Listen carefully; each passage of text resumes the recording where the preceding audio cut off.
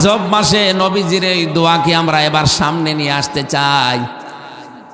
এই দোয়াটা বারিক লানা, যেহেতু নবীজি বললেন আমরা সবাইকে আল্লাহ তুমি বরকত দাও।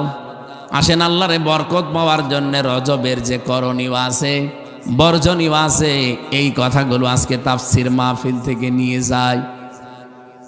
শুধু শুনে শেষ করে দেবেন না। এই রজব মাসের ২৬ তারিখের দিবাগত রাত ২৭ তারিখে ধুলির এই ধরা থেকে বিশ্ব নবীকে আল্লাহ নিয়ে গেছেন একেবারে সব নিদর্শন দেখাতে। রব্বুল আলামিন এই ঘটনা আমাদেরকে শুনিয়েছেন, কিন্তু তিনি নিজেই আশ্চর্য হয়ে গেছেন। সুবহানাল্লাযী আসরা বিআবদিহি লাইলাম মিনাল মাসজিদিল হারাম ইলাল মাসজিদিল আকসা। কোন আয়াতের প্রথমে যদি সুবহান শব্দ থাকে, এদিকে তাকান, সুবহান শব্দের বাংলা অর্থ হচ্ছে আশ্চর্য। বাংলা অর্থ কি? কোন আশ্চর্য জিনিস দেখলেও আমরা এই শব্দটাই বলি সুবহান আল্লাহ, বলি না? এ ঘটনা এত আশ্চর্য, আল্লাহ নিজে পর্যন্ত বর্ণনা করতে গিয়ে তিনিও আশ্চর্য হয়ে এই শব্দটা দিয়েছেন, সুবহানাল্লাযী আসরা বিআবদিহি। পবিত্র সেই সত্তা যিনি তার বান্দাকে কোনো এক রাতের বেলা ভ্রমণ করিয়েছিলেন। বাংলা অর্থ এতটুকুই, এর ভেতরে এমন কিছু আছে যেটা আশ্চর্য হওয়ার মতো। আপনি দেখেন তো, কোনো এক রাতের কথা বললেন, লাইলান, কোনো এক রাতে, অথচ তাফসিরে আমি বেশি এই রাতটার সময়সীমা ছিল 1, 2, 3 করে যেভাবে আমরা গণনা করি এই হিসাবে 27 বছর। আশ্চর্য হওয়ার মতো বিষয়, এক রাত টেনে আল্লাহ এত লম্বা করেছেন যে রাতের নির্ধারিত সময় হয়ে গেছে দুনিয়ার গণনায় 27 বছর। প্রথম আসমানে নিয়ে গেলেন। এখান থেকে একটা তথ্য পাওয়া যায়, অনেক মানুষ আমরা ঐতিহাসিক প্রিকে হিট্টির বর্ণনা পড়েছি।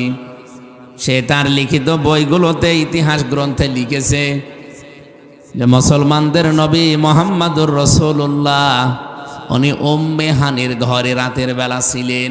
না, এ বর্ণনা ঠিক না। কেন বলছি ঠিক না? ঐতিহাসিক আমির আলীর বর্ণনা পড়েন, ইবনে ইসহাকের বর্ণনা পড়েন, সেখানে লেখা আছে বিশ্ব নবী ছিলেন কাবার হাতিমে। এই দুইটা কথা শুনতে যদিও সহজ মনে হচ্ছে, এর ভেতরে অর্থের দিক থেকে আকাশ আর পাতাল আছে।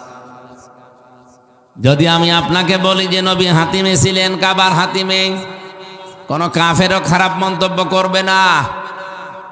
কাবার হাতিমে মুহাম্মদুর রাসূলুল্লাহ থাকতেই পারে, কিন্তু যখনই বলবেন উনি উম্মে হানির ঘরে রাতের বেলা ছিলেন, আমার এ মাওলানার এখানে যারা আছে নবীর উম্মত আমরা যারা দাবি করি, হয়তো আমাদের কোনো খারাপ ধারণা আসবে না, আর করবও না। কিন্তু নরেন্দ্র মোদীর মতো শয়তান, নেতানিয়াহুর মতো শয়তান, এরকম মানুষ যারা, ওরা কিন্তু ইতিহাসটা পড়লেই চিন্তা করবে কি মুসলমানদের নবীর চরিত্র এত ভালো শুনি, অথচ রাতের বেলা উম্মে হানি একজন মেয়ে লোক তার ঘরে মুহাম্মদ করে কি? এরকম একটা কলঙ্কের দাগ এই রজব মাসে তারা ইতিহাস পড়লে নবীর চরিত্রে দেওয়ার সম্ভাবনা নেই। আরে ভাই, আমার হয়তো আপনার হয়তো কোনো খারাপ ধারণা আসবে না, কেউ ধারণা করে দিলেও আমি বিশ্বাস করব না, কিন্তু এই শয়তান মার্কা মানুষগুলো কি বসে থাকবে? পিকে হিট্টি, আপনি দেখেন এই খ্রিস্টান লোকটা কৌশলে নবীর চরিত্রে এমন একটা কলঙ্কের দাগ দিতে চেয়েছে। এই জন্যে তো মাঝে মাঝে ওদের কাছ থেকে নবীর সম্পর্কে উল্টাপাল্টা কথা আসে। এই জন্য যেখানে ঝামেলা নেই ওই জায়গার বর্ণনা বলছি। ঐতিহাসিক আমির আলী একজন মুসলিম, উনি কাবার হাতিমের কথা লিখেছেন। ইবনে ইসহাকের বর্ণনা পড়ছিলাম। হযরতে জিবরাইল ফেরেশতা নবীজির বয়স যখন 53 বছর, তার মাথার উপর থেকে যতগুলো ছায়া ছিল সব একটা একটা করে আল্লাহ সরিয়ে নিলেন। জন্মের আগেই তিনি বাবাকে হারিয়েছেন, জন্মের কিছুদিন পরেই মাকে হারিয়ে ফেললেন। এরপরে আশ্রয় ছিলেন দাদা, আর সে ছায়া আল্লাহ তুলে নিলেন। চাচার আশ্রয় ছিলেন, সেইটাও আল্লাহ নিয়ে নিলেন। স্ত্রী তাকে ছায়া দিয়ে রেখেছিল হযরতে খাদিজাতুল কুবরা রাদিয়াল্লাহু তাআলা আনহা, আল্লাহ তাকেও নিয়ে নিলেন। এই 53 বছর যখন চলে, আমল হুজন বলা হয় দুঃখের বছর। এত বড় যন্ত্রণা নেমে এসেছে, নবীজির কোনো ছায়া তার মাথার ওপরে আর নেই। চারিদিকে অন্ধকার নেমে এসেছিল। আল্লাহর নবীকে জিবরাইল ফেরেশতা এসে তার পায়ের নিচে তার জিহ্বা দিয়ে চাটতে আরম্ভ করেছে। নবীজি ঘুমিয়েছিলেন। ওঠার পরেই বললেন, আপনাকে আল্লাহ দাওয়াত দিয়েছেন, চলেন। ওযু করে নিলেন, চলতে থাকলেন। বারকন নামে একটা, যেটাকে আমরা বোরাক বলে ডাকি, এটা আরবি শব্দ বারকন। বারকন মানে বৈদ্যুতিক গতি সম্পন্ন যান। এই যে বিদ্যুতের গতি হচ্ছে 1 সেকেন্ডে 1,86,000 মাইল। এরকম একটা বৈদ্যুতিক গতি সম্পন্ন যানে চড়িয়ে তিনি নিয়ে গেলেন। ঐতিহাসিকরা হাজার হাজার পৃষ্ঠা লিখেছে। কিছু কিছু জিনিস এখান থেকে আমরা শিক্ষার জন্য নিতে চাই। বোরাকে যখন উঠবেন, বোরাকটা লাফাচ্ছিল। হযরতে জিবরাইল ডাক দিয়ে বলে, কি তোমার পিঠের ওপরে কে উঠবে, তুমি কি টের পাও? আল্লাহর পরে এই পৃথিবীতে সবচাইতে মর্যাদা সম্পন্ন ব্যক্তিত্ব মুহাম্মাদুর রাসূলুল্লাহ। বোরাক যেন মানুষের ভাষায় কথা বলছে, ইয়া রাসূলুল্লাহ, আপনাকে নিতে পেরে আমিও সৌভাগ্যবান, কিন্তু আমি কেন লাফাই জানেন? কিয়ামতের দিন আপনি তো ময়দানে মাহশার থেকে জান্নাত পর্যন্ত যাবেন কোনো না কোনো যানবাহনে চড়ে। আপনি আজকে কথা দিয়ে যান, কিয়ামতে যখন জান্নাতে যাবেন আমার পিঠে চড়ে যাবেন। নবীজি কথা দেওয়ার পরেই বোরাকটা থেমে গেল। নিয়ে গেলেন বিশ্বনবী মুহাম্মদুর রাসূলুল্লাহকে প্রথম আসমানে। রাস্তা ছেড়ে দেন ভাই, অ্যাম্বুলেন্স রাস্তা ছেড়ে দেন, রোগী আছে, রাস্তা ছেড়ে দেন। সুবহানাল্লাহ আলহামদুলিল্লাহ লা ইলাহা ইল্লাল্লাহ। দেন দেন, ছেড়ে দেন, রোগী আছে, ছেড়ে দেন, ছেড়ে দেন। রাস্তা পরিষ্কার করে দেন তাড়াতাড়ি। সুবহানাল্লাহ আলহামদুলিল্লাহ। আমার ভাইরা, প্রথম আসমানে নেওয়ার পরেই ফেরেশতা জিবরাইল ডাক দিলেন। আসমানের যে ফেরেশতারা দায়িত্বে আছে, বললেন দরজা খুলে দাও। উপর থেকে আওয়াজ এলো, ওনাকে কে আসতে বলা হয়েছে। এদিকে তাকান, শিক্ষা আছে এখানে। এখান থেকে আমরা কি জানতে পারলাম? আকাশে প্রথম আসমানে যাবার পরে বললেন দরজা খুলে দাও, তার মানে আকাশের দরজা নেই। আরো জোরে বলা লাগবে।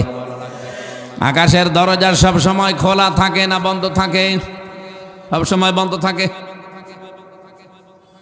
আমি জেলখানায় গিয়ে আয়াতের তাফসীর বুঝেছিলাম। এটা আছে সূরা আরাফ 40 নম্বর আয়াতে 8 নম্বর পারার 14 নম্বর পৃষ্ঠার 7 নম্বর লাইনে পাবেন। রব্বুল আলামিন বলেন, লা তুফাত্তাহু লাহুম আবওয়াবুস সামা ওয়া লা ইয়াদখুলুনাল জান্নাহ।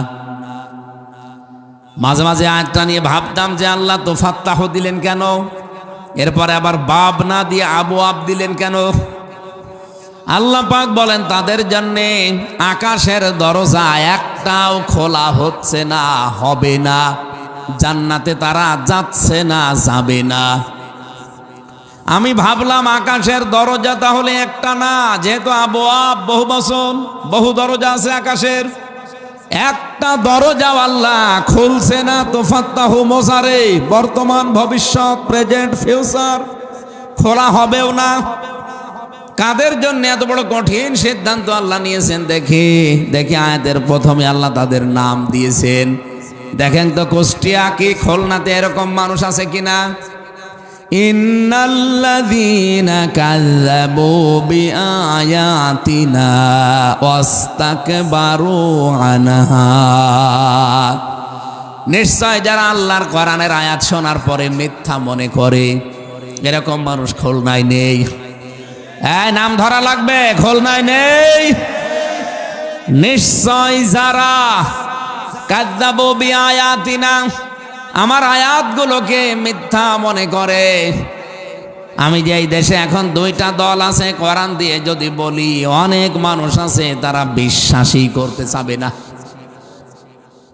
বাংলাদেশে দল ৭৩টা না, ১৭৩টা হোক, অসুবিধা নেই, কিন্তু দল এখন মূলত বাংলাদেশে দুইটা, একটা আল্লাহর দল, একটা শয়তানের দল। এই জমিন যার, আইন চলবে তার, এই নিয়তে যারা কাজ করে তারা আল্লাহর দল। জমিন যার, হুকুম চলবে অন্য জনের, এই নিয়তে যারা কাজ করে তারা শয়তানের দল।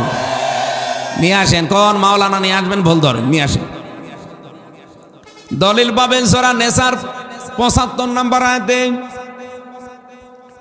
আল্লাযীনা আমানু ইউকাতিলুনা ফি সাবিলিল্লাহ ওয়াল্লাযীনা কাফারু ইউকাতিলুনা ফি সাবিলিত তাগুত।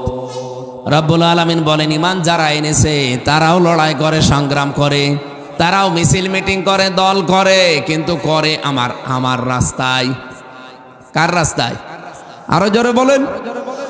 যারা কাফের তারাও লড়াই করে, সংগ্রাম করে, তারাও মিছিল মিটিং করে, তারাও দল করে, হ্যাঁ করে, কিন্তু শয়তানের রাস্তায়। আল্লাহর রাস্তার শয়তানের রাস্তার পার্থক্য কি? জমিন যার, আইন চলবে তার, এইটা আল্লাহর রাস্তা। জমিন যার, আইন চলবে অন্য জনের, এটা শয়তানের রাস্তা। সূরা বাকারার ২৫৭ নম্বর আয়াতের ব্যাখ্যায় এই তথ্যটা আরো বিস্তারিত পাবেন। আমি যদি এইভাবে ব্যাখ্যা করি, নাম ধরে ধরে ইঙ্গিত দিয়ে, আল্লাহর আইন যারা এ জমিনে প্রতিষ্ঠা হোক চাই না, তারা কি আয়াত শুনলে আমার কথা বিশ্বাস করবে একবারে? আমি কোরআন শরীফের আয়াত একটা একটা করে ভেঙ্গে ভেঙ্গে যদি বলি, তাও তারা বিশ্বাস করবে না, মনে করবে না এমন হয় নিজের দিকে টেনে বলছে। এরকম মন মানুষ নেই? আবু জেহেল যে বিরোধিতা করেছিল নবীজির, ও কি না জেনে, না শুনে, না বুঝে? জেনে শুনে বুঝে। সূরা আনামের ৩৪ নম্বর আয়াতের তাফসিরে পাবেন, শানে নজুলে। আবু জেহেল একদিন তার এক শাগরেদ, তার এক মুরিদ, তার এক কর্মী আখনাস ইবনে শুরাইক, এই লোকটাকে ডাক দিয়ে বলছে, নেতা আব্দুল্লাহর বেটা মোহাম্মদ যে কথাগুলো বলে, এ কথাগুলো কেমন? আবু জেহেল বলছে, সব সত্য কথা। কর্মী ডাক দিয়ে বলছে, কি বললেন আপনি? সব যদি সত্য কথা হয় তা আপনি মানেন না কেন? আবু জেহেল বলছে, ঘরের ভেতরে আর কেউ আছে আশপাশে? দেখ। বলছে, কেউ নেই। এ গোপন ঘরে ধরে বলি, ও কথা যদি আমি মেনেই নেই তাহলে আমার কি সিয়ার থাকে? আর ওই কথাগুলো জনগণকে যদি বুঝতে দেয়, জনগণ কি আমার সিয়ারে রাখে? আমি তো নিজেও বোঝার পরে না বোঝার ভান করে আছি, আর জনগণকে আমি বুঝতে দেই না, এই জন্য আমার সিয়ার এখনো টিকে আছে। বাংলার মানুষেরা আবু জেহেলের এই জীবনী পড়ার পর এই শানে নজুল আমি বানিয়ে বলছি না, আছে সূরা আনাম, এটা ৭ নাম্বার পারা ১০ নাম্বার পৃষ্ঠার ১২ নাম্বার লাইনে ৩৪ নাম্বার আয়াতের শানে নজুল, যে কোনো তাফসিরে পাবেন। আখনাস বিন শুরাইক এই কাফেরকে, এই কর্মীকে ডাক দিয়ে বলেছিল, বেটা এই কারণেই তুই কর্মী আর আমি নেতা। ওর কথা সব মেনে নিলে আমার শেয়ার থাকবে না। বাংলাদেশে অনেকে এখন জেনে শুনে বুঝে আলেমদের বিরোধিতা করছে। যারা কিছুদিন আগেও সংসদে কোরআনের উদ্ধৃতি দিয়ে কথা বলতো, এখন তারা আলেমদেরকে রাজাকার বলছে। কথা বলে না কেন? আমাকে বানিয়ে বলছি এটা। কিছুদিন আগেও যারা কোরআনের আয়াত পড়ে পড়ে জনগণকে শোনাতো, মনে তো বিশাল আল্লামা, মুফাসসিরে কোরআন, ভারতের কামান, মুজাদ্দেদে জামান, অথচ এখন তারা দেখেন আমার মতো মানুষকেও ছাড় দেয় না বলে এও রাজাকার চেতনায়। তাহলে জেনে শুনে বুঝে যারা বিরোধিতা করছেন আপনার ক্ষতি হবে দুনিয়ায় দুইটা। এদিকে তাকান ভাই, যেহেতু এই শ্রেণীর মানুষ বাংলাদেশে আছেন এই জন্য আয়াতটা বললাম। এটা সূরা ইউনূসে পাবেন 11 নম্বর পারা 19 নম্বর পৃষ্ঠার 5 নম্বর লাইনের না 4 নম্বর লাইনের 99 নম্বর আয়াতের শেষের দিকে আছে। আরো দলিল দেওয়া লাগবে? ইবনে কাসিরে পাবেন, ফি জিলালিল কোরআনে পাবেন। ওয়ায়াজআলুর রিজসা আলাল্লাযীনা লা ইয়াকিলুন। আল্লাহ পাক বলেন যে তার বিবেক বুদ্ধি কমন সেন্স আকল এটা যদি কাজে না লাগায়, তার এলেমকে তার জ্ঞানকে যদি সে কাজে না লাগায়, আমি আল্লাহ তার উপরে ভুল সিদ্ধান্ত চাপিয়ে দেই। কিছু বুঝলেন আপনি? আপনারও বিবেক আছে, আমারও বিবেক আছে, আমারও জ্ঞান আছে, আপনারও জ্ঞান আছে। আমার জ্ঞান আমার বিবেক আমাকে জমিন যার আইন তার চলবে এই কাজ করতে উদ্বুদ্ধ করে, আর আপনার বিবেক এই কাজ করতে বাধা দেয়। এক কথা বলেন, ওই জামানায়ও যদি জেনে শুনে বুঝে বিরোধিতা করার কারণে ওকে আল্লাহ হেদায়েত না দেয়, ও যেই দিন বদরের যুদ্ধে ওর গলা সেদিন আলাদা করবে, আব্দুল্লাহ বিন মাসউদ রাদিয়াল্লাহু তাআলা আনহু ওকে কিন্তু 3 বার সুযোগ দিয়েছিল যে তোরে আমি ছেড়ে দিলাম, আমি নবীর কাছে যাচ্ছি, তুই চিন্তা ভাবনা কর কালেমা পড়বি কিনা। যখন ওর বুকের উপরে বসে বলছে বল কালেমা পড়, তোরে এখনো ছেড়ে দেব। আবু জেহেল ওই মুহূর্তেও বলেছিল আব্দুল্লাহর বেটা মোহাম্মদ তোদেরকে জাদু করেছে, আমারে করতে পারে নাই। ওরে যে আল্লাহ হেদায়েত দেয়নি, ভুল সিদ্ধান্ত ওর উপরে চাপিয়ে দিয়েছে, কারণ ওর জানা শোনার পরেও বোঝার পরেও বিরোধিতা করেছে। বলেন বলেন, আজ বাংলাদেশে যারা জেনে শুনে বুঝে বিরোধিতা করছেন, জেনে রাখেন আল্লাহর কসম আপনার উপরও আল্লাহ ভুল জিনিস চাপিয়ে দেবে। দেখেন না মাঝে মাঝে এমন এমন কথা অনেকের মুখ দিয়ে বের হয়ে যায়, তার একবারে সব শেষ। কি কথা বলছেন? একজন কিছুদিন আগে দেখলাম বলেই ফেলেছে আমরা শরিয়া আইনে বিশ্বাস করি না। আবার 10 দিন পরে বলছে না আমরা কোরআন সুন্নাহ দিয়ে দেশ চালাতে অঙ্গীকারাবদ্ধ। এক মুখে কয় কথা বলবেন? কয়দিন আগে বললেন আমরা বিশ্বাসই করি না, আর এখন বলছেন কোরআন হাদিস দিয়ে দেশ চালাবো। মানুষ কিন্তু বুঝে ফেলেছে এটা ভোট নেওয়ার কারসাজি। নাকি আপনারা বোঝেন না? এই যে ভুল জিনিসটা চাপিয়ে দিল প্রথমে কে? আল্লাহ বলেন আমি চাপিয়েছি কেন জানো? কারণ ওরও বিবেক আছে, ওরও জ্ঞান আছে, ওরও কমন সেন্স আছে, আকল আছে, কিন্তু কাজে লাগায়নি। এই বাংলাদেশ সহ বিশ্বে যারা আজকে বাংলা ভাষাভাষী শুনতে পাচ্ছেন, আপনি যদি বিবেকটা কাজে না লাগান, আমি কোরআন দিয়ে দলিল দিলাম আপনার উপরও আল্লাহ ভুল জিনিস চাপিয়ে দেবে। আসেন না আমরা বিবেকটা কাজে লাগাই। 2 নম্বরে যারা বিবেক কাজে লাগাবে না, আবু জেহেলের মতো মরণ যখন হবে তখন আপনি ঈমান আর পাবেন না, চেষ্টা করলেও পাবেন না, বেঈমান হয়ে মারা যাবেন। ও 3 বারই একই কথা বলেছে, আব্দুল্লাহর ছেলে মোহাম্মদ তোদেরকে পর্যন্ত জাদু করেছে কিন্তু আমার পর্যন্ত আসতে পারি নাই। আমি যদি এখনো মোহাম্মদকে পেতাম তাহলে তার মুখের উপরে আমি থুতু নিক্ষেপ করতাম। বলেন নাউজুবিল্লাহ। হযরত ইবনে মাসউদ বলে না তোরে আর ছাড়া যায় না, এতক্ষণ ধরে 3 বার সুযোগ দিয়েছিলাম, 3 বার এই 2 নবীকে অপমান করলি, এবার আবার নবীর মুখে থুতু দেওয়ার কথা বললি, তোরে আমি আর ছাড় দেব না। তরবারি চালিয়ে দিলেন গলার উপরে।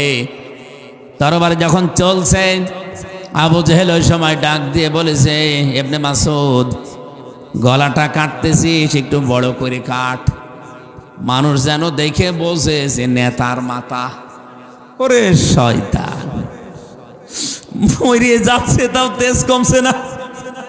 আমার তো মনে হচ্ছে এই 15.5 বছরে যারা জুলুম অত্যাচার করে একেবারে শেষ পর্যায়ে চলে গেছে, ও মরে যাবে তাও শয়তানের হেদায়েত হবে না। আপনি দেখবেন এই মানুষগুলো জীবনও ফেরবে না। এখনো মাঝে মাঝে অডিও রেকর্ড ফাঁস করে মানুষকে ভয় দেখায়। এই জন্য আকল যাদের দিয়েছেন আল্লাহ, বিবেক দিয়েছেন, কাজে লাগাবেন। আমির হামজা জীবনেও তার কথা বানানো কথা কোরআনের ভেতরে ঢোকাতে পারবে না, আমার বাবারও ক্ষমতা নেই। কোরআনের ভেতরে যদি আমি কোনো কথা ঢুকিয়ে দেই, আমি আল্লাহর নামে চালাই, আমি ধরা খেয়ে যাব। যেমন আবুল সরকার ধরা খেয়েছে, আল্লাহর কোরআনের আয়াত পড়ে মন মতো ব্যাখ্যা করছিল, ধরা খায়নি। বলেন বলেন না, খুলনার মানুষেরা জানে না ও আয়াত পড়েছে, কিন্তু কুল আউযু বিরাব্বিন নাস, আল্লাহ নাকি নাচতে বুঝেছে। ধরা খেয়েছে না, এখন জেলে আছে। আপনি আমার ছোট মেয়েটাকেও যদি জিজ্ঞাসা করেন, হাফসা বলো তো দেখি নাচ মানে কি, আমারও ছোট মেয়েটাও বলবে নাচ মানে মানুষ। কারণ ওর মার কাছে আমার কাছে ও শুনতে শুনতে আয়ত্ত করে ফেলিছে। আর আবুল সরকার আমার বাবার বড়, ও শয়তান এখনো জানে না নাচ মানে কি। কোরআন শরীফের ভেতরে কেউ কিছু আজ পর্যন্ত মন মতো ঢোকাতে পারে নাই, ঢোকাতে গেলেই সে ধরা খায়। বলেন বলেন, এ বাংলাদেশে না তামাম পৃথিবীতে অনেকেই চেষ্টা চালিয়েছে, কেউ আজ পর্যন্ত পারে নাই, কোনোদিন পারবেও না। মনে করতে পারেন কই কত আলেম তো কত কিছু এর ভেতরে বানিয়ে চালিয়ে দেয়, আমরা তো ধরতে পারি না। কে বলেছে ধরতে পারেন না? এখানে আলেম বসে আছে, আমার ভাই তাহেরি সাহেব, উনি আয়াত পড়ে কিন্তু ঠিক, কুল হুয়াল্লাহু আহাদ আয়াত পড়ছে। হে নবী আপনি বলেন আল্লাহ এক, এ কথা বলার পরে দেখবেন চলে যায় ইয়া আলী বাবা, শাহ আলী বাবা, কেল্লা বাবা, ফতে বাবা। আয়াত পড়ল কি আর গেল কোথায়? এই জনগণ যারা চার দোকানে বসে বসে তাহেরি সাহেবের কথা শুনে, তারা না ধরতে পারলো এই আলেম কিন্তু ধরে ফেলবে। এই কথা বলেন না কেন? এই জন্য কোরআনের ভেতরে আমি কোনো কথা যদি এখন বানিয়ে চালিয়ে দেয়, জীবনেও পারবো না, ধরে ফেলবে। বহু মানুষ এখানে বসে আছে। এই জন্য যে মানুষগুলো দুনিয়াতে আল্লাহর কোরআনের আয়াত শোনার পরে মিথ্যা মনে করেন, নিজেদের স্বার্থে আঘাত লাগলে, এরপরে অস্তাকবারু আনহা, কোরআনের কথা শোনার পরে যারা অহংকার করে, যারা মুখ ফিরিয়ে চলে যায়, এর থেকে এই দুইটা কোয়ালিটি যাদের ভেতরে পাওয়া যাবে, তাদের জন্য আকাশের একটা দরজাও খোলা হচ্ছে না, হবে না। আয়াতটা পড়ার পরে আমার মনে হয় বাংলাদেশে বহু মানুষ এরকম আছে, খুলনাতে নেই। যদি কেউ থাকেন, আপনার বিবেকটা একটু কাজে লাগাবেন। আপনি জান্নাতেও যেতে পারছেন না, পারবেনও না। আপনি মারা গেলে যদি 1000 গরু জবাই করা হয় না, জীবনেও কিছু হবে না। কতদিন আপনি জান্নাতে যেতে পারবেন না, আল্লাহ সেই কথাও কোরআনের আয়াতের শেষের দিকে দিয়েছেন। হাত্তা ইয়ালিজাল জামালু ফি সাম্মিল খিয়াত, যতদিন পর্যন্ত সূচের ছিদ্র দিয়ে উট প্রবেশ করে যেতে না পারে। খুলনাবাসী, সূচের ছিদ্র দিয়ে উট প্রবেশ করা যেরকম অসম্ভব, যে মানুষগুলো আল্লাহর কোরআনের আয়াত শোনার পরে বিশ্বাস করতে চান না, মনে করেন হামজা মনে হয় বানিয়ে বলছে, অহংকার করে মুখ ফিরিয়ে চলে যান, আপনার জন্য আকাশের একটা দরজাও খোলা নেই, হবেও না খোলা। জান্নাতে যেতে পারছেন না, পারবেনও না, যতদিন সূচের ছিদ্র দিয়ে উট যেতে না পারে। এটা যেমন অসম্ভব, আপনার জন্য জান্নাতেও যাওয়া ওইরকম অসম্ভব। ওয়াকাযালিকা নাজিসিল মুজরিমিন, আল্লাহ বলেন পাপিষ্ঠদেরকে এইভাবে শাস্তি দেব। শাস্তির ধরনও আল্লাহ আয়াতের পরে দিয়েছেন, লাহুম মিন জাহান্নামা মিহাদু ওয়া মিন ফাওকিহিম গাওয়াশ ওয়াকাযালিকা নাজিসিজ জালিমিন। আল্লাহ বলেন কবরে রাখার পরে উপরে ফুল দেবে, আর নিচে দিয়ে আমি আগুন লাগিয়ে দেব। আল্লাহ পাক বলেন উপরে চাদর বিছিয়ে দেব, জাহান্নামের আগুনের চাদর। আয়াতগুলো পড়লেই কেমন জানি মনের ভেতরে সাত করে ওঠে। আল্লাহ, বাংলাদেশে বহু মানুষকে আমরা নিজেরাই কবরে রাখি, বিসমিল্লাহি ওয়া আলা মিল্লাতি রাসূলিল্লাহ বলেও কবরে রাখি, যে আল্লাহর নামে রসুলের দলে দিয়ে গেলাম, অথচ সারা জীবন আল্লাহর নামও সহ্য করতে পারে নাই। নারায়ে তাকবীর এইটাও সহ্য করতে পারে নাই, মাইক কেড়ে নিয়েছে। কথা বলেন না কেন? অথচ সেই আল্লাহ পাক সেই মেয়েটার মুখ দিয়ে এখন নারায়ে তাকবীর একেবারে প্রকম্পিত ভাবে উচ্চারণ করাচ্ছে। আল্লাহর কালেমার দায়িত্ব আল্লাহ নিয়েছেন। যত বাধা দেবেন এর ফোর্স তত বাড়বে। এটা খুলনা দিয়ে যে গাড়ি যায় ইন্টারসিটি ট্রেন, কেউ যদি মনে করে যে 150 কিলোমিটার বেগে চলছে ইন্টারসিটি ট্রেন, আমি যে ধাক্কা দিয়ে ফেলে দেব, পারবেন? আপনি সহ আপনার 14 বংশ বাঁকা হয়ে যাবে। আল্লাহ পাক বলেন, আমি যে ট্রেন ছেড়েছি দুনিয়াতে, আমি যে রশি ছেড়ে দিয়েছি, এই রশি যেখানে যাবার কথা ওই জায়গায় আমি পৌঁছাবো। এখানে বাধা দেওয়ার চেষ্টা যারাই করবে আমি আল্লাহ নিজে তাদের ওপর প্রতিশোধ নেব। এই জন্য আল্লাহর প্রতিশোধ এবার আলাদা ভিন্ন হয়ে দাঁড়িয়েছে। যেখানেই বাধা আমরা দেখতে পাচ্ছি সেখানেই কালেমাটা উচ্চ হচ্ছে। নবীজিকে নিয়ে গেলেন যেখানে প্রথম আসমানে, জিজ্ঞাসা করছে ফেরেশতারা জিবরাইল ফেরেশতাকে যে ওনাকে কি আসতে বলা হয়েছে? বলে হা। খুলে দিলেন দরজা। প্রথম আসমান, দ্বিতীয় আসমান, চলতে চলতে একেবারে সপ্তম আসমান পার হয়ে আল্লাহর যে নিদর্শনগুলো আছে সবগুলো আল্লাহ তাকে দেখালেন। রব্বুল আলামিন বলেন, তার সাথে আমি আমার ফেরেশতা কুদরতের গুলো সব রেডি করে দিয়েছিলাম। আল্লাযী বারাকনা হাওলাহু লিনুরিয়াহু মিন আয়াতিনা। যত রকমের নিদর্শন দেখাতে আমি আল্লাহ চেয়েছি সব দেখিয়েছি, সব বরকতের সাথে দেখিয়েছি। সর্বশেষ আমি তাকে দেখালাম আমার নিজের তৈরি করা হাউজে কাউসার। এটা একটা গম্বুজের মতো, চারিদিকে বিসমিল্লাহির রহমানির রহিম লেখা, ফোঁটা ফোঁটা হয়ে পানি পড়তেছে, সব নালা হয়ে এসে ওই গম্বুজের ভেতরে পড়ে। নবীজি জিজ্ঞাসা করলেন, ইয়া আখি জিবরাইল, হে ভাই জিবরাইল, এটা আবার কি? ফেরেশতা বলেছিলেন, হে নবী, এইটাই সেই হাউজে কাউসার। কিয়ামতের ময়দানে মানুষ যখন পানির পিপাসার যন্ত্রণায় ছাতি ফেটে যাবে, একটাই আওয়াজ শুধু ময়দানে হবে, পানি পানি। এই পানি যে এক গ্লাস পান করতে পারবে সে জান্নাতে যাওয়ার আগ পর্যন্ত আর পিপাসা লাগবে না। ডাক দিয়ে বললেন, ভাই এটা পাবে কারা? ফেরেশতা বলেন, হে রাসূল, এটা পাবে তারা দুনিয়াতে যারা এই জিনিসের আমল করেছে। কি জিনিস? এখানে লেখা দেখেন না কি আছে চারিদিকে, বিসমিল্লাহির রহমানির রহিম। দুনিয়াতে সব কাজের আগে যারা আল্লাহর এই নাম নিয়ে আরম্ভ করবে তাদেরকে আমার আল্লাহ এইটা দান করবে। নবী যে দুনিয়ায় আসার পরে যে কোনো কাজ শুরু করার সময় পড়তেন বিসমিল্লাহির রহমানির রহিম। মাঝে মাঝে মোনাজাতে বলতেন, মাবুদ আমারে তুমি হাউজে কাউসার থেকে বঞ্চিত করো না, আমি কিন্তু বিসমিল্লাহর আমল ছাড়ি না, সব জায়গায় পড়ি। নবীজির মনের একতি মিনতি কাকতি আকাঙ্ক্ষা তামান্না দেখে মহান আল্লাহ সূরা কাউসার নাজিল করে সান্ত্বনা দিলেন, ইন্না আ'তাইনাকাল কাউসার। হে নবী, আপনার জন্য হাউজে কাউসারটাই আমি আল্লাহ লিখে দিলাম, এটা আপনার নামে হিসাব করে দিলাম, এটার মালিক শুধুমাত্র আপনি। কিয়ামতের দিন আপনার হাত থেকে যে এটা পাবে সে মাত্র জান্নাত পাবে, কোনো পিপাসা তার লাগবে না।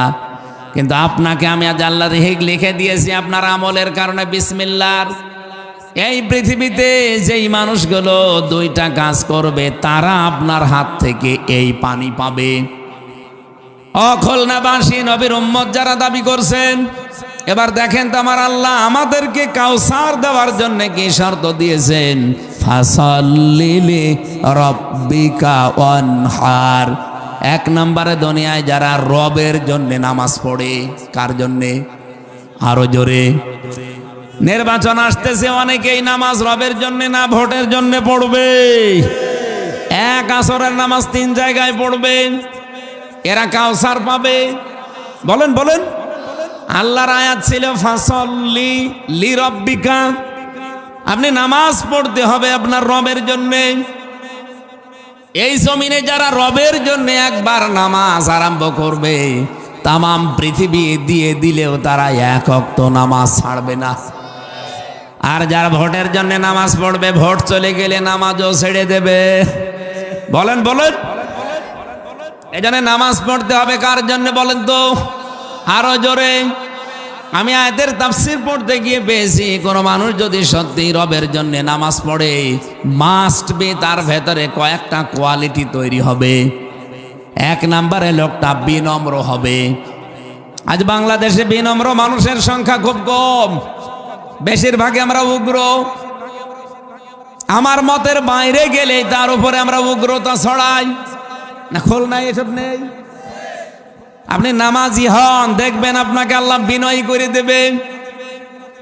অবাশশিরিল মুখবিতিন, আল্লাহ বলেন বিনয়ী যারা এদেরকে নবী আপনি সুসংবাদ দেন। সুতরাং নামাজ আপনাকে বিনয়ী বানাবে, নম্র বানাবে, ভদ্র বানাবে। আসেন না, আমরা যেই কয়দিন আছি দুনিয়ার এই জীবনে নামাজ যেন না ছাড়ি, বিশেষ করে ফরজ নামাজ ছাড়া যাবে না। দুনিয়ার এই জীবনটা এভাবে আস্তে আস্তে কেটে চলে যাবে। আল্লাযী খালাকাকুম মিন দুফিন সুম্মা জাআলা মিন বাদি ইলা আখিরি আয়া। সূরা রুমের ভেতরে আল্লাহ জানিয়েছেন আমি মানুষকে বানিয়েছি প্রথমে দুর্বল করে, এরপরে আমি আল্লাহ তাকে কিছু শক্তি দেই কুওয়াতান, এরপরে আবার তাকে একটা বয়সে বার্ধক্যে নিয়ে দুর্বল করে ফেলি, এরপরে আমি আল্লাহ তাকে মরণ দিয়ে আমার কাছে ডেকে নিয়ে আসি। যেহেতু দুনিয়ার জীবনটা চলমান, পরিক্রমায় চলছে এভাবে, কেউ এখানে থাকার জন্য আমরা আসি না, থাকতেও পারবেন না। যেই কয়দিন অন্তত হায়াতের জিন্দিগিতে আছেন, ফরজ নামাজ ছেড়ে দেবেন না। এই ওয়াজটা আজকে থেকে মানা যাবে না। ফরজ নামাজ জীবনে আর কোনোদিন ছাড়বেন না। হাত তোলেন দেখি, লিল্লাহে তাকবীর। দেখেন তো হাত তোলেনি কে? দেখেন, আলহামদুলিল্লাহ, আজকের মাহফিল সাকসেস। আপনি ফরজ নামাজ জীবনে যেন ছাড়বেন না, তাহলে আল্লাহ আপনার দায়িত্ব ছেড়ে দেবে। আপনি বোঝেন কি বললাম?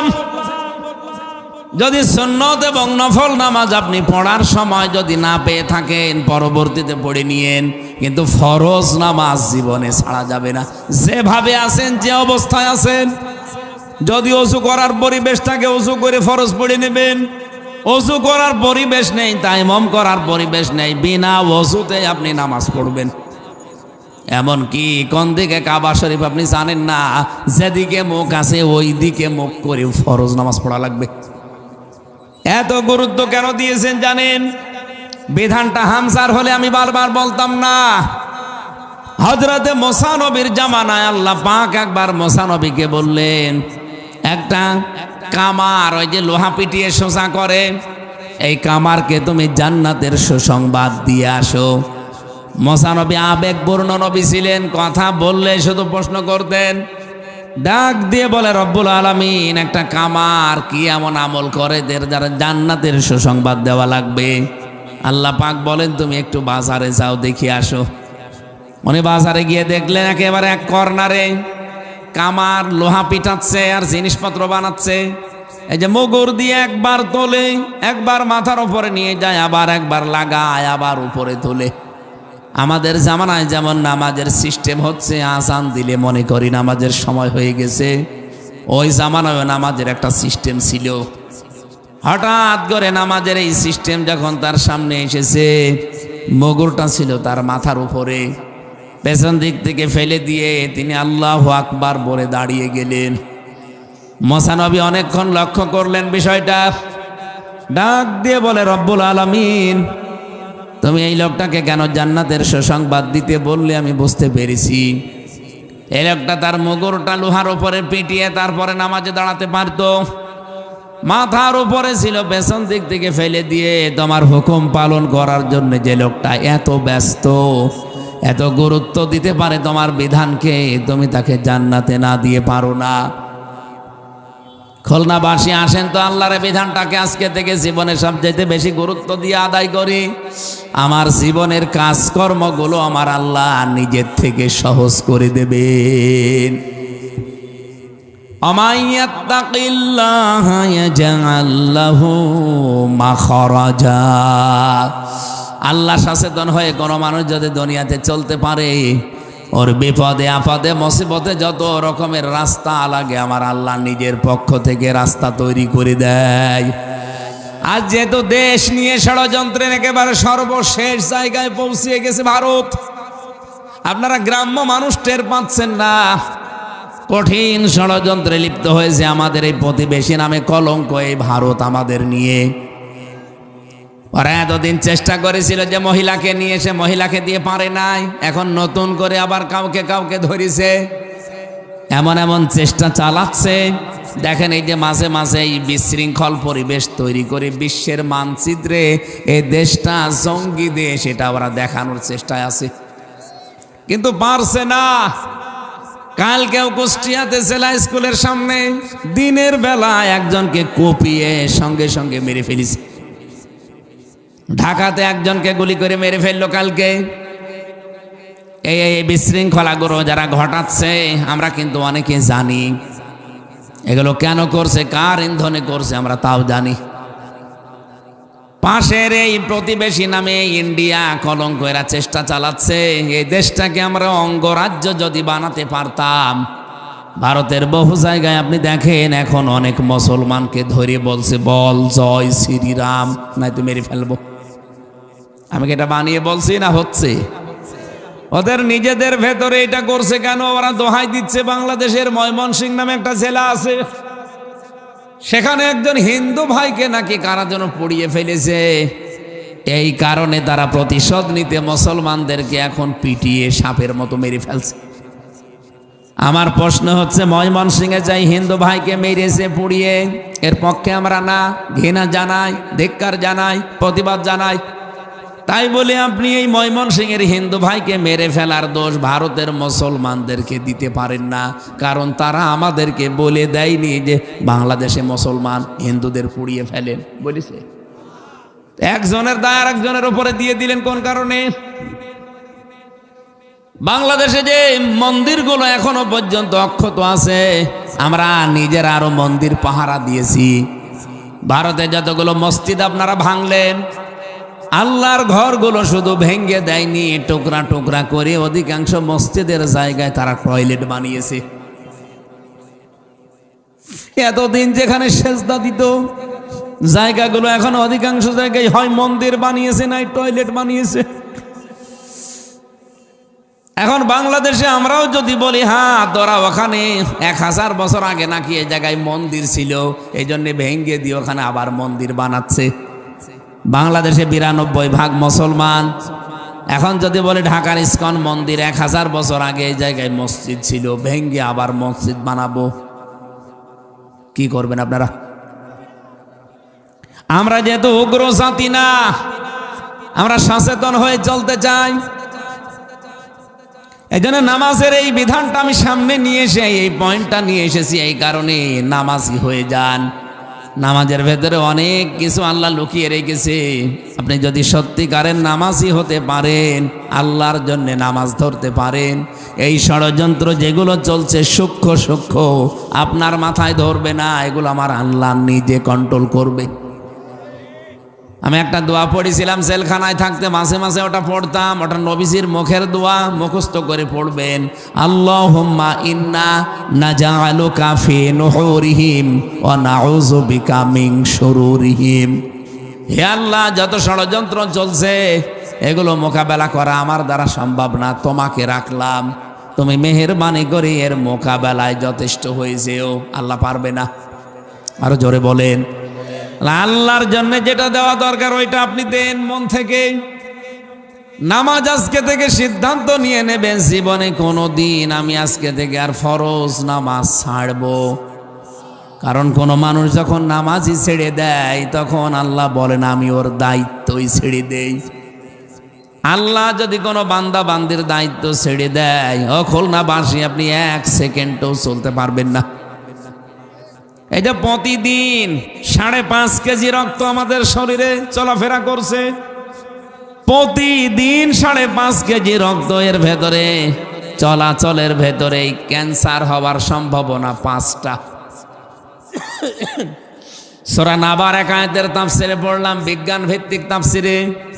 মানুষের শরীরে যে 5.5 কেজি রক্ত চলাচল করে, এখানে 5 প্রকার ক্যান্সার হওয়ার সম্ভাবনা অনেক বেশি। আল্লাহ দয়া করে এখনো আমাদের 1 প্রকারও দেয়নি। 2 নম্বরে এই যে প্রতিদিন প্রায় 16 কেজি করে অক্সিজেন আমরা প্রতিটি মানুষ নেই 24 ঘন্টায়। প্রতিদিন 16 কেজি করে অক্সিজেন লাগে একটা মানুষের। খুলনার হাসপাতালে যে একটু খবর নিয়েন, 1 কেজি অক্সিজেনের দাম কত। যে সূর্যটা আজকে উঠেছিল দিনের বেলায়, এটা 1 সেকেন্ড জ্বালিয়ে রাখতে আমার আল্লাহর বিদ্যুৎ খরচ হয়েছে 30,000 কোটি ফরেনহাইট। এগুলো আল্লাহ পাক আমাদেরকে দিয়েছেন। আল্লাহ বলেন এগুলোর দায়িত্ব আমি তোর কিন্তু তুলে নেব। আমাকে যদি সেজদা কেউ না দেয়, এই যে সকালবেলা যখন ফজরের আজানের পরে দেখবেন কিছু কুকুর ডাকাডাকি করে, শোনেন না এলাকায়? কুকুরকে এমনি ডাকে মনে করেন? আমি ইতিহাসের পাতা থেকে বলছি, কুকুর ডাকে কারণে কুকুর সকালবেলায় জানান দিয়ে দেয়, মালিক তুমি আমাকে নিকৃষ্ট জীব বানিয়েছো, আমার কোনো দুঃখ নেই, কিন্তু এই সকালবেলা যেন কোনো বেনামাজির মুখ আমার দেখতে না হয়। একটা বেনামাজি মানুষকে কুকুর পর্যন্ত দেখতে চায় না, অথচ এখানে বহু মানুষ এখনো বেনামাজি, নামাজ পড়ে নাই, এশাও পড়ে নাই, আল্লাহর রাস্তায় ফজরও পড়বে না। বলছে ঠিক। এশার নামাজ পড়েননি কারা কারা হাত তোলেন তো? এই একজন, ওটা তো নামাজ ফরজ হয়নি, ও ছাতা না পড়লো সমস্যা নেই, কিন্তু বাকি যে কয়েকজন হাত তুললেন, আপনি কি মনে করে ফেশার নামাজ মুসলমান দাবি করে পড়লেন না বলেন তো? আপনার দায়িত্ব আল্লাহ ছেড়ে দেবে। কিয়ামতের দিন যদি সত্যি নবীর হাতে হাউজে কাউসার পেতে চান, মাস্ট বি নামাজ পড়া লাগবে। কার জন্যে? আপনি দেখবেন নামাজ পড়বেন যখন আল্লাহর জন্য, কয়েকটা জিনিস পাবেন। 1 নাম্বার, আপনি নরম হবেন, নম্র বিনম্র হয়ে যাবেন। আপনি আর উগ্রতা ভাব দেখাবেন না। যারা নামাজ পড়ার বড় উগ্রতা ভাব দেখায়, আপনি বুঝবেন তাদের সেজদা আল্লাহ কবুল করছে না। 2 নম্বরে, নামাজের ভেতরে যদি আল্লাহর জন্য পড়ে থাকেন, খুশু তৈরি হবে। 3 নম্বরে, নামাজের ভেতরে যদি সত্যি আল্লাহর জন্য কেউ পড়তে আরম্ভ করে, ও নামাজ পড়তে পড়তে আস্তে আস্তে এমন জায়গায় যাবে যা বলবে ও বুঝবে। এখানে আমরা বহু নামাজি আছি, যা বলি তাই বুঝি। হ্যাঁ, না না, বহু নামাজি আছে সারা জীবন নামাজ পড়ে যাচ্ছে, কিন্তু নামাজে কি বলে আজ পর্যন্ত বোঝে নাই। 4 নম্বরে, নামাজি যদি আল্লাহর জন্য কেউ নামাজ পড়তে আরম্ভ করে, ও যেখানে নামাজ আদায় করবে, যার পেছনে নামাজ আদায় করবে, পরীক্ষা নিরীক্ষা করে নামাজ পড়বে। ডোনাল্ড ট্রাম্প যদি এসে সামনে দাঁড়ায়, আপনি নামাজ পড়বেন? কথা বলেন না কেন? কেন? কারণ সে কাফের, আল্লাহর বিধান সে মানে না। আল্লাহ একজন আছে এ কথা কিন্তু সে জানে। আমি বাইরের দেশগুলোতে খ্রিস্টানদের সাথে মিশেছি। ডোনাল্ড ট্রাম্প যেহেতু খ্রিস্টান, আমি অনেক খ্রিস্টানের সাথে কথা বলে দেখেছি।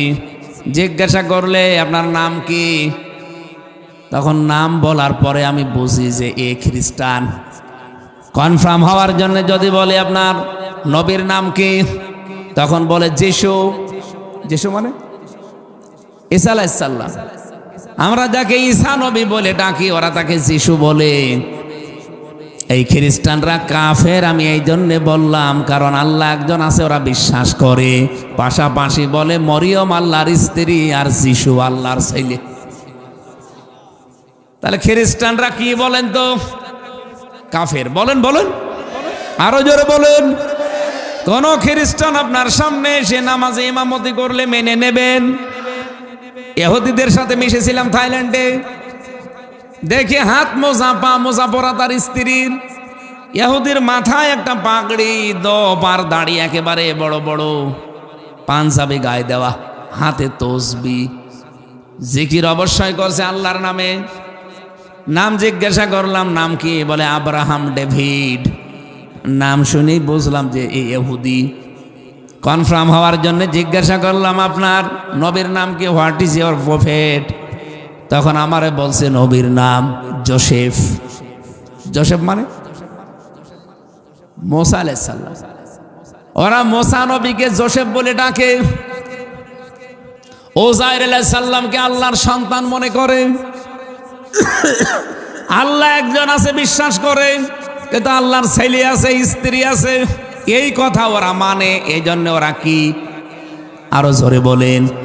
আপনি চেহারা দেখলে জীবনেও বুঝবেন না এটা ইহুদি, মনে হবে বিশাল এক মাওলানা। আমি তো নিচে প্রথমে থমকে গেছি, ট্রেনে যাচ্ছিলাম, এক জায়গা থেকে আর এক জেলায় যাচ্ছিলাম থাইল্যান্ডে, যে দেখি আল্লাহ এ কি বড় মুসলমান, পরে দেখি ইহুদি।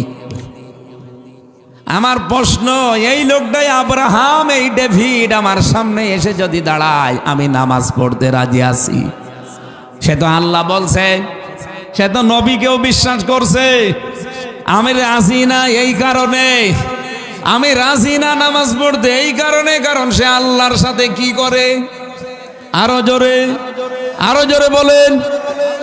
এই বাংলাদেশে আল্লাহ যেটা পারে ওইটা অন্য কেউ পারে, এরকম বিশ্বাস যদি কেউ করে থাকে, সেও তো শিরিক করছে। কথা বলেন না কেন? এ জমিন বানিয়েছে কে? এখানে আইন চালাতে পারে কে? সুতরাং আল্লাহর বানানো জমিনে আল্লাহর আইন বাদ দিয়ে যারা অন্যের আইনে জমিনে কায়েম করতে চান, আপনিও শিরিক করছেন আল্লাহর সাথে, আপনিও মুশরিক। আপনার মতো মানুষ সামনে ইমাম হয়ে আসলে আমি নামাজ পড়বো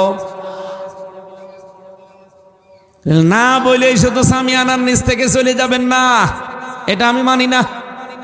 এটা ঠিক রাখা লাগবে। নবীর হাতে যদি হাউজে কাউসার কিয়ামতে পেতে চান, আল্লাহর জন্য যদি নামাজ আদায় করতে চান, যার পেছনে নামাজ পড়বেন, যাকে ইমাম মানবেন, নেতা মানবেন, সেটাকে ঠিক হওয়া লাগবে। এমন কোন নেতার পেছনে থাকা যাবে না যে নেতা নিজেই শিরিক করে। কথা বলেন না কেন? এই একজন ইমাম সাহেব, একে আপনি মসজিদে 5 ওয়াক্ত নামাজ পড়াবেন, 24 ঘন্টার মাত্র 1 ঘন্টা 10 মিনিট দায়িত্ব ওনার, আর 23 ঘন্টা 50 মিনিট আপনার নিজের। 23 ঘন্টা 50 মিনিট মন মতো চালাবেন, মাত্র 1 ঘন্টা 10 মিনিটের জন্য ওনাকে নিয়োগ দেবেন। তাও মাথা থেকে পা পর্যন্ত আপনি সব লক্ষ্য করে দেখবেন। যদি দাড়ি কাটা থাকে আপনি নেবেন, বলেন বলেন বলেন। চুল যদি একেবারে শাহরুখ খানের মতো কাটে নেবেন। এমনকি ওনার বউ পর্দায় থাকে কিনা এটাও আপনি দেখবেন। এত কিছু যদি দেখে মাত্র 1 ঘন্টা 10 মিনিটের একজন ইমাম নিয়োগ দেওয়া লাগে, যে লোকটা 5 বছরের জন্য আপনার সামনে ইমাম হবে, যার কাছে কোটি কোটি টাকার বাজেট আসবে, এই লোকটার চরিত্র এই হুজুরের চাইতে 100 গুণ ভালো হওয়া লাগবে। খালি উল্টা পাল্টা ধারণা করেন, রাজনীতি মনে করেন এটা রাজনীতি হয় কি করে। আমি তো নামাজের উদাহরণ দিলাম। আপনি হাউজে কাউসার পাওয়ার জন্য হা করে আছেন, অথচ নামাজের শিক্ষাগুলো আপনার জীবনে নেই। আপনার জীবনে এখনো নম্রতা আসেনি। আপনি নামাজের ভেতর এখনো খুশু নিয়ে আসতে পারেননি। নামাজে যা বলেন আপনি বোঝেন না। এমনকি নামাজ যার পেছনে পড়েন, আপনার সেই নেতা, সেই ইমামও ঠিক নেই। বলেন আপনার হাউজে কাউসার কোন বাবা দেবে? অনহার কোরবানি করা লাগবে দুনিয়ায়। ইসলামের জন্য, ইমানের উপরে টিকে থাকতে কোরবানি ত্যাগ কতটুকু করেছেন আপনি? আপনি কি দেখাতে পারবেন এখন মরে গেলে যে আল্লাহ আমি এই কোরবানি দিয়েছি দুনিয়ায় তোমার জন্য, আমার স্যাক্রিফাইস আছে এতটুকু? কত মানুষ তো আমাদের সামনে ইসলাম মানতে গিয়ে তার সন্তান হারিয়েছে, বছরের পরে বছর জেলখানায় আয়না ঘরে কাটিয়েছে, অথচ আমি কিছুই করতে পারলাম না। তো অনহারের নাম, অনহারের ব্যাখ্যা শুধু পশু কোরবানি করা না, 3টা অর্থ আছে হারের। অনহারের প্রথম অর্থ হচ্ছে হজের কার্যকলাপ, 2 নম্বর অর্থ হচ্ছে ইবাদত বন্দেগী, 3 নম্বর অর্থ হচ্ছে কষ্ট ক্লেশ বা কোরবানির পশু জবাই করা। আপনি কোনটা করেছেন দুনিয়ায় নিজের থেকে একটু হিসাব করে মিলান। হাউজে কাউসার পাওয়ার জন্য শুধু হা করে থাকলে হবে না, এটার বাস্তবতা আল্লাহকে দেখাতে হবে। সুতরাং এই 2টা গুণ যারা অর্জন করবে, জিবরাইল বলেছে হে নবী আপনার হাতে তারা কাউসার পাবে। রজব মাসে এই কাউসার আমাদের জীবনে আমরা অর্জন করতে চাই। আমরা যেন নামাজকে নামাজের মতো হয়ে পড়ি এবং দুনিয়ায় আমার যেন আল্লাহর জন্য কোরবানি থাকে। বলেন আমিন। নবীজিকে আল্লাহ ওই জায়গায় যে 27 বছর ধরে ধরে 14টা জিনিস তাকে শিখিয়েছিলেন, 27 বছর একাধারে মাত্র 14টা জিনিস শিখিয়েছেন। আমি যে আয়াত পড়েছিলাম ওই আয়াতের ভেতর থেকে আরম্ভ সূরা বানী ইসরাইল 23 নম্বর আয়াত, এখান থেকে 38 নম্বর আয়াত পর্যন্ত আল্লাহ থেকে কর্মসূচি দিয়েছেন। ওয়াকাদা রাব্বুকা আল্লা তা'বুদু ইল্লা ইয়্যাহু ওয়া বিল ওয়ালিদাইনি ইহসানা। আল্লাহ বলেন, হে নবী আমি রায় দিলাম, আমি ফয়সালা দিয়ে দিলাম, এখান থেকে আপনি পৃথিবীর জমিনে যান। এই 14টা কাজ যদি দুনিয়ার জমিনে আপনি কায়েম করতে পারেন, কার্যকর করতে পারেন, আমি আল্লাহ গ্যারান্টি দিলাম অশান্ত পৃথিবী আবার শান্ত হয়ে যাবে। আমাদের এই বাংলাদেশে এখন শান্ত না অশান্ত? এখনো পর্যন্ত অশান্তি চলছে। আমি এই খুলনা থেকে কুষ্টিয়াতে এই 150 কিলোমিটার বাড়ি যাব, এখনো আমার গ্যারান্টি নেই। রাস্তার ভেতরে অনেক মামারা আমারে ধরতেও পারে। কথা বলে না কেন? সেদিন যশোর থেকে যাওয়ার সময় ধরেছিল ডাকাতে, ওই বিশ্ববিদ্যালয় কুষ্টিয়া ভার্সিটি পার হওয়ার পর ড্রাইভার আমারে বলছে, হুজুর ডাকাত পড়েছে, কাজ খুলে দেন। কাজ খুলে দেওয়ার পরে দেখি এত বড় বড় ছুরি, মুখ কালো কাপড় দিয়ে বাঁধা। আমারে তো দেখেই চিনে ফেলেছে, তা আমি তো আর চিনি না। টাকা পয়সা যাই ছিল হাতে সব বললাম নেন। আমারে বলছে, হুজুর আপনার টাকাও নেব, আল্লাহ মাফ করবে। আরে শয়তান, তাড়াতাড়ি সব মানুষের টাকা কেটে নিয়েছে আর আমারটা নিলে আল্লাহ মাফ করবে না, তাড়াতাড়ি নেন, আমার ছেড়ে দেন। যাওয়ার সময় চলে যাচ্ছিলাম, কাজটা তুলে দিল।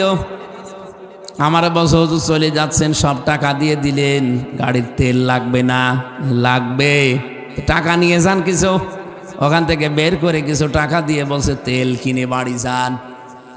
ড্রাইভার আমারে বলছে, হুজুর ডাকাত হলো, ইমানদার ডাকাত। আমার এখান থেকে যশোর থেকে কুষ্টিয়া 100 কিলো, আর এখানে এসে 165 কিলো চলে এসেছে অলরেডি। এখান থেকে যেতে তো আরো ঝামেলা আজকে। বলেন যদি 2-3 জায়গায় আমাকে আটক করে আর আমি জানি করবে, এই পরিস্থিতি আমরা আর এদেশে থাকতে দিতে চাই না। আমরা সারা বাংলাদেশে 56,000 বর্গ মাইল দিন রাত এক করে ঘুরবো, কেউ আমার সামনে দাঁড়াবে না। মালয়েশিয়া বাংলাদেশের যাতে 7 ডবল বড় বিশাল প্রদেশ, প্রতিদিন আমি 1000-1500 কিলোমিটার রান করতাম ওই দেশে। প্রতিদিন রাত নেই দিন নেই, 24 ঘন্টা চলতেছি। ড্রাইভার আমারে বলছে কোনো ভয় নেই, আল্লাহ ছাড়া কেউ আসবে না। আমরা ওই রকম একটা শান্তি, স্বস্তি, নিরাপত্তার দেশ বাংলাদেশ বানাতে চাই। আপনারা রাজি আছেন না? হ্যাঁ, রাজি আছেন না? এইরকম পরিবেশ বাংলাদেশে তৈরি হোক, আমরা যারা চাই। এটাকে যারা রাজনীতি মনে করেন, হ্যাঁ এটা আমার রাজনীতি। কারণ আমি দুনিয়া ভোগ করার জন্য রাজনীতি করতে আসি নাই। যদি টাকা পয়সা কামাইয়ের উদ্দেশ্যে আসতাম, আমার আরো কর্মজীবন ছিল। আমি এসেছি এই রাস্তায় নামাজ পড়া যেমন ফরজ মনে করি, এই জমিন আল্লাহর হুকুম চালানো লাগবে আল্লাহর, এটা আমি ফরজ মনে করি। আল্লাহর প্রথম সিদ্ধান্তই ছিল আল্লাহ তা'বুদু ইল্লা ইয়্যাহু, আল্লাহ ছাড়া কারো ইবাদত করা যাবে না। সব জায়গা আল্লাহর ইবাদত আমরা নিশ্চিত করতে চাই। কথা বলেন না কেন? সেই ইবাদতের পরিবেশ বাংলাদেশের সব জায়গায় এখন আছে। আরো জোরে বলেন আছে। ওইটা তৈরি করতে গিয়ে যদি কারো গাত্রদাহ শুরু হয়, হোক। কষ্ট তো করেছি জীবনে, আরো করব, কিন্তু আল্লাহর বিধান দেশে কায়েম করেই ছাড়বো ইনশাআল্লাহ। আল্লাহুম্মা